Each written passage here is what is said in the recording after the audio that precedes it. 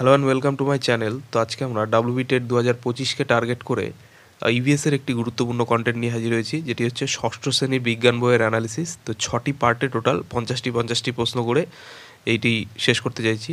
তো আজকের first part, প্রথম প্রশ্নে চলে যাচ্ছি। নাম্বার 1, তন্তু কী? সুতোর চেয়ে সরু অংশ যা থেকে দড়ি ও সুতির জামাকাপড় তৈরি হয় তা হচ্ছে তন্তু। নেক্সট নাম্বার 2, বাবলা গাছের আঠা দিয়ে কী তৈরি হয়? তো বাবলা গাছের আঠা দিয়ে গদ তৈরি হয়, যা বই ও খাতা বাঁধাইয়ের কাজে লাগে। নেক্সট নাম্বার 3, সাবাই ঘাস থেকে কী তৈরি হয়? তো সাবাই ঘাস থেকে কাগজ তৈরি হয়। নেক্সট নাম্বার 4, পাইন ও শাল গাছের ছাল থেকে কী তৈরি হয়? তো পাইন ও শাল গাছের ছাল থেকে রজন, যা কাঠ পালিশের কাজে ব্যবহৃত হয়, সেটি তৈরি হয়। নেক্সট নাম্বার 5, সিঙ্কোনা গাছের ছাল থেকে কী তৈরি হয়? তো সিঙ্কোনা গাছের ছাল থেকে কুইনাইন তৈরি হয়, যা হচ্ছে ম্যালেরিয়া রোগের একটি গুরুত্বপূর্ণ ওষুধ। নেক্সট নাম্বার 6, তুলসী ও বাসক পাতার রস কী রোগ সারায়? তো তুলসী ও বাসক পাতার রস সাধারণত সর্দি কাশি এগুলি সারায়। নেক্সট নাম্বার 7, খাদ্য ও খাদক কী? তো খাদ্য হলো যা খাওয়া হয় এবং খাদক হলো যা খায় বা যে খায়। নেক্সট নাম্বার 8, পরজীবী কী? তো পরজীবী হলো যেসব জীব অন্যের ওপর নির্ভর করে বাঁচে, যেমন উকুন। নেক্সট নাম্বার 9, স্বর্ণলতা কী? তো স্বর্ণলতা হচ্ছে একটি পরজীবী উদ্ভিদ যা পতঙ্গ ধরে ধরে খায়। নেক্সট নাম্বার 10, সিল্ক কোথা থেকে পাওয়া যায়? তো সিল্ক রেশম মথ থেকে পাওয়া যায়। নেক্সট নাম্বার 11, কড ও হাঙরের লিভার থেকে কী তৈরি হয়? তো কড ও হাঙরের লিভার থেকে তেল তৈরি হয়, যাতে ভিটামিন এ ও ডি থাকে। নেক্সট নাম্বার 12, ল্যাক্টোব্যাসিলাস কী? তো ল্যাক্টোব্যাসিলাস হচ্ছে এক ধরনের ব্যাকটেরিয়া যা দই তৈরিতে সাহায্য করে। নেক্সট নাম্বার 13, ইস্ট কী? তো ইস্ট হচ্ছে এককোষী ছত্রাক যা পাউরুটি তৈরিতে ব্যবহৃত হয়। নেক্সট নাম্বার 14, স্ট্রেপ্টোমাইসিস কী? তো স্ট্রেপ্টোমাইসিস হচ্ছে একটি ব্যাকটেরিয়া যা ওষুধ তৈরিতে ব্যবহৃত হয়। নেক্সট নাম্বার 15, খাদ্য শৃঙ্খল কী? তো বাস্তুতন্ত্রে খাদ্য ও খাদক সম্পর্ক অনুসারে জীবের শ্রেণীবিন্যাস হচ্ছে খাদ্য শৃঙ্খল। নেক্সট নাম্বার 16, মৌচাকে কত ধরনের মৌমাছি থাকে? তো মৌচাকে একটি রানী এবং 200টি পুরুষ মৌমাছি এবং 40 থেকে 50,000 শ্রমিক মৌমাছি দেখা যায়। নেক্সট নাম্বার 17, মৌমাছি কেন উপকারী পতঙ্গ? কারণ মৌমাছি মধু ও মোম দেয়, ফুলের পরাগায়নেও সাহায্য করে, এই জন্য মৌমাছি আমাদের পক্ষে একটি উপকারী পতঙ্গ। নেক্সট নাম্বার 18, কয়েকটি ভেষজ উদ্ভিদের নাম কি? তো কয়েকটি ভেষজ উদ্ভিদের নাম হচ্ছে সর্পগন্ধা, তুলসী, বাসক, এগুলি। নেক্সট নাম্বার 19, গাছ খাবার তৈরির সময় কোন গ্যাস গ্রহণ করে? তো গাছ খাবার তৈরির সময় কার্বন ডাই অক্সাইড গ্রহণ করে। নেক্সট নাম্বার 20, গাছ কোন গ্যাস ত্যাগ করে? তো গাছ অক্সিজেন গ্যাস ত্যাগ করে। নেক্সট নাম্বার 21, গাছের ফল ও বীজ বিস্তারে সাহায্য করে এমন দুটি প্রাণীর নাম বলো।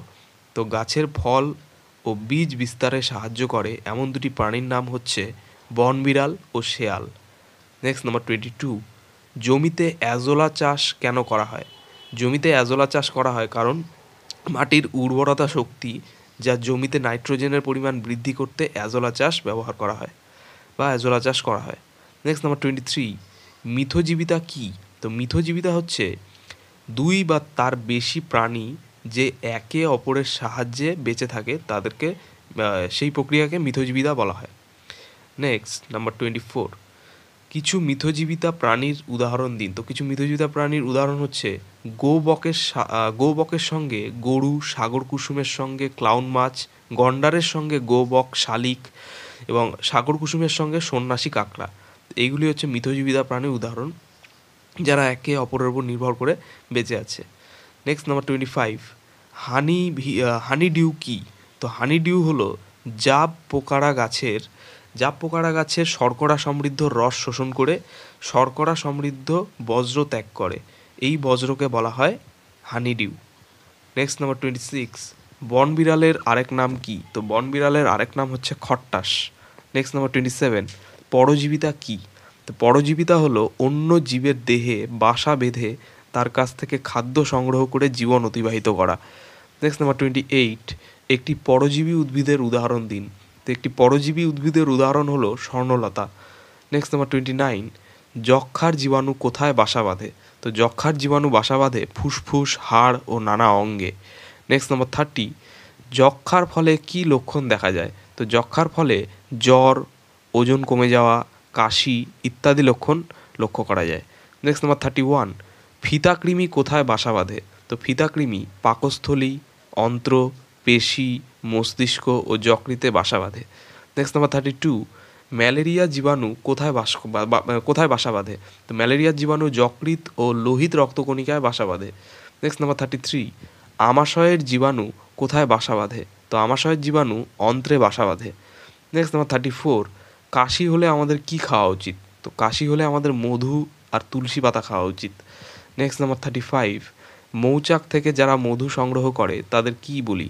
তো মৌচাক থেকে যারা মধু সংগ্রহ করে তাদেরকে বলা হয় মৌলি। নেক্সট নাম্বার 36, সুতো কোথা থেকে পাওয়া যায়? তো সুতো পাওয়া যায় তুলো থেকে। নেক্সট নাম্বার 37, সিল্ক কোথা থেকে পাওয়া যায়?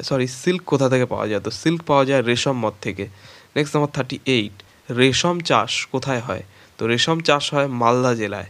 নেক্সট নাম্বার 39, মেটে কি? তো মেটে হচ্ছে পাঠা বা মুরগির যকৃৎ।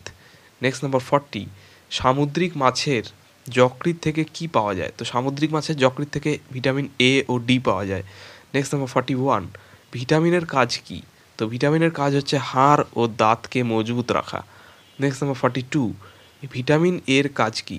তো ভিটামিন এর কাজ হচ্ছে চোখকে ভালো রাখা। নেক্সট নাম্বার 43, ঝাড়ুদার পাখি কাকে বলা হয়? তো ঝাড়ুদার পাখি বলা হয় কাককে। নেক্সট নাম্বার 44, দইয়ের মধ্যে কোন অণুজীব থাকে? তো দইয়ের মধ্যে থাকে যে অণুজীব সেটি হচ্ছে ল্যাক্টোব্যাসিলাস। নেক্সট নাম্বার 45, দুধে কোন অ্যাসিড থাকে? তো দুধে থাকে ল্যাকটিক অ্যাসিড। নেক্সট নাম্বার 46, পাউরুটি করতে গেলে কি উপকরণ লাগে? তো পাউরুটি করতে গেলে বা পাউরুটি বানাতে গেলে আমাদের ময়দা, জল আর ইস্ট, এই তিনটি উপকরণ লাগবে। নেক্সট নাম্বার 47, ইস্ট কি? তো ইস্ট হচ্ছে এক ধরনের এককোষী ছত্রাক। নেক্সট নাম্বার 48, পাউরুটিকে ফুলে ফেপে উঠতে সাহায্য করে কে? তো পাউরুটিকে ফুলে ফেপে উঠতে সাহায্য করে carbon die oxide. Next number 49, কিছু উপকারী ব্যাকটেরিয়ার উদাহরণ দিন। তো কিছু উপকারী ব্যাকটেরিয়ার উদাহরণ হচ্ছে, যদি একটি উদাহরণ দিই তাহলে সেটা হচ্ছে স্ট্রেপ্টোমাইসিস। নেক্সট নাম্বার 50, স্ট্রেপ্টোমাইসিস থেকে তৈরি দুটি উপকারী ওষুধ বলুন। তো স্ট্রেপ্টোমাইসিস থেকে তৈরি দুটি উপকারী ওষুধ হচ্ছে স্ট্রেপ্টোমাইসিন ও অরিথ্রোমাইসিন। তো এই ছিল 50টি প্রশ্নোত্তর ক্লাস 6-এর ষষ্ঠ শ্রেণীর বিজ্ঞান বই থেকে। তো এই সিরিজের আরও মোটামুটি 5-6টা ভিডিও নিয়ে আসবো, তাহলে 300টি প্রশ্ন গুরুত্বপূর্ণ, যেগুলি ডাব্লিউবি প্রাইমারি টেট 2025-এ আসার জন্য খুবই উপযোগী, তো সেগুলি কমপ্লিট হবে। তো এরকমই কন্টেন্টগুলি আরও পাওয়ার জন্য চ্যানেলটিকে সাবস্ক্রাইব করো, এবং চ্যানেলটি ভালো লাগলে অবশ্যই সাবস্ক্রাইবের সঙ্গে সঙ্গে নোটিফিকেশান বেলটি অন করে দিও পরবর্তী আপডেটগুলি পাওয়ার জন্য। ধন্যবাদ।